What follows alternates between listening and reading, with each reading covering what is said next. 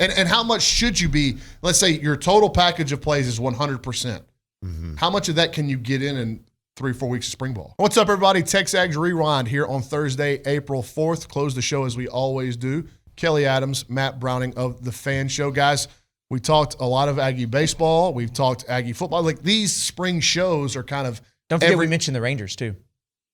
These spring shows have everything mixed in. I think we muted your mic whenever you started talking. I hope we did. I hope so. But Aggie baseball kind of at the forefront of what you guys are thinking about. 100%. 100%. So good. They're. I mean, ranked number 3, and probably maybe even better than that. We'll see.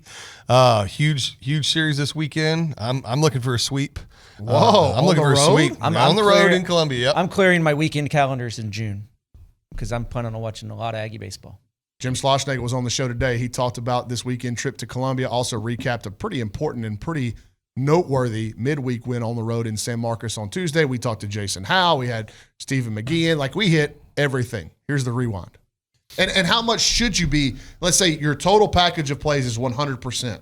Mm-hmm. How much of that can you get in 3-4 weeks of spring ball? I think you get the passing game stuff in, right? And then the routes on air, the timing of the system, and getting comfortable there.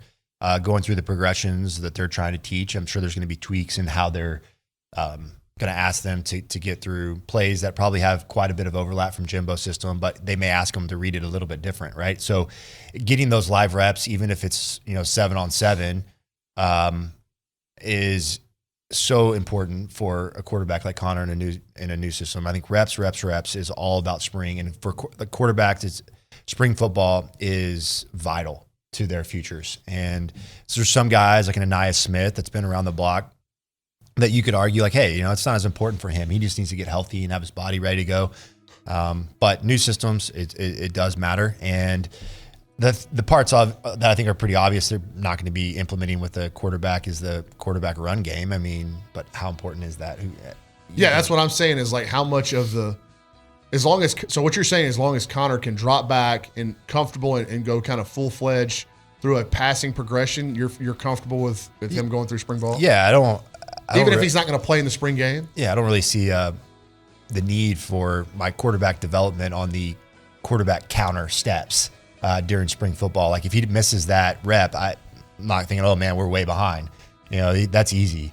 To me, the hardest part about this, the new offense is, number one, running the system, getting the guys in and out of the huddle, getting them lined up, command of the offense. With the performance of your team and going into a pretty tough place to play, and from what I understand, it was pretty rowdy in there. Yeah, I think that's one of my favorite wins since I've been here. I've talked to the team a lot about maturity and truly playing that one game at a time or opening day mentality, and to the emotional highs and lows of an SEC weekend. No disrespect to whoever we play on a Tuesday.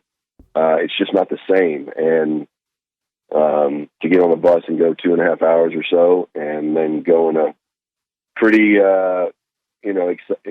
electric environment, at least to start the game, and have the wind blowing the way it was. We were kind of set up for a dogfight, and I think Braden hit that ball through the wind, which I still can't believe that happened. Frankly, I mean, it fired our guys up, and I think it took the wind out of some of their sails. And then Luke getting a double play ball in the first inning, and Badmia pitching us out of the bases loaded 1-out situation really settled us in, and so settled the crowd down. They weren't really that big a part of it throughout the rest of the game, and we kept getting some big hits. So I thought I was really, really, really proud of our team for that game because as we see across the country, I mean, baseball can get anybody, but depth of pitching or just an immature team that's not ready to play, that'll show up on the field pretty quick. Yeah, I don't know if all of those specifics are inevitable, but listen, I think, a lot of stuff is true, right? Is that I think it's never going back to the way it was.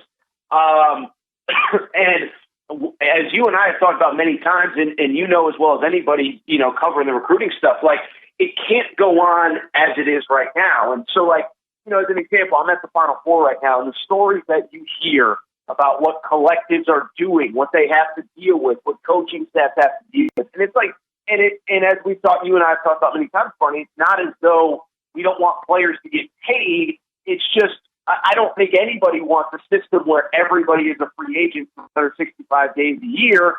And, you know, you now have kids going to 3, 4, 5 schools over a 3, 4, 5 year period. So it seems as though something will inevitably happen. And you know, it always felt like it was going to be something like this. There are obviously a lot of schools, you know, there are obviously a lot of schools that are just built to win at a higher level than others. Now, what I would be interested in, obviously, look, I saw that number of 80. That number does feel a little bit high to me.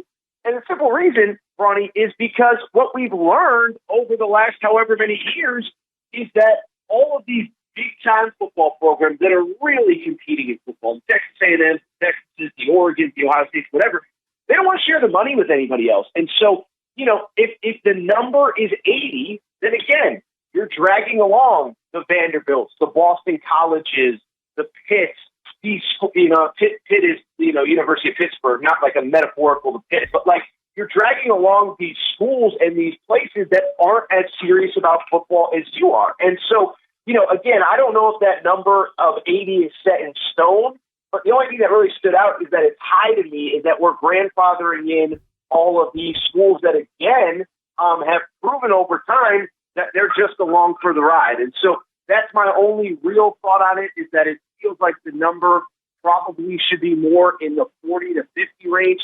I mean, Landon he's as charismatic.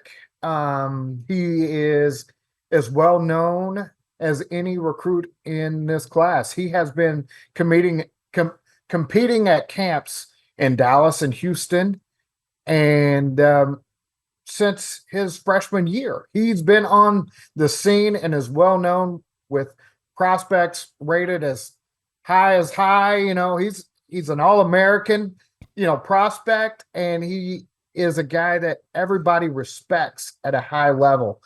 We've talked about what he brings to the table as a player, his motor, his toughness, his grit, his technique. I've said it a number of times. I think this is a guy who comes in and he makes an impact day one. He elevates your room day one.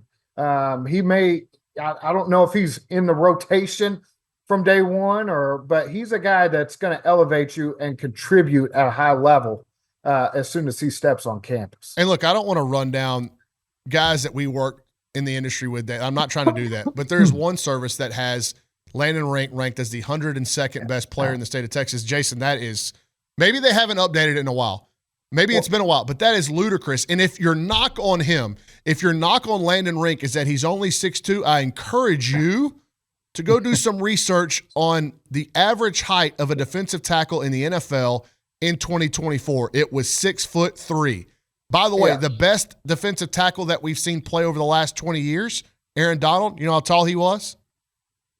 Yeah, he's short. He's like 6'1" and 3/4. The best defensive lineman, interior defensive lineman on Texas A&M's team last year, McKinley Jackson. You know what he measured in at? What was he at? 6'1", 6'1" and 3/4. Byron Murphy, a guy you covered at DeSoto. Yeah. Projected to go in the mid to late first round at defensive tackle. How tall is Byron Murphy? All right, gentlemen. You know the drill. Like, share, subscribe, comment. They got all four of them. Okay, 4 for 4. 4 for 4. I mean, that's a Braden Montgomery. That's a Braden Montgomery level day right there. We've done this before. We're good. We're good at what we do. Not Braden Montgomery good. We're not that good. But you're pretty When good. is he going to hit one onto Welburn? Not onto Welburn on the fly. I think Jace Lavalette might be your best He's a good bet too. Yeah. They hit him a long way. The good thing about this lineup is there's a few guys that can do it. Yeah. All right. For Matt Brown and Kelly Adams and the Fan Show, I'm Ryan Bronzer. We'll be right back with you tomorrow. Thanks for tuning in to The Rewind. Thanks and gig 'em.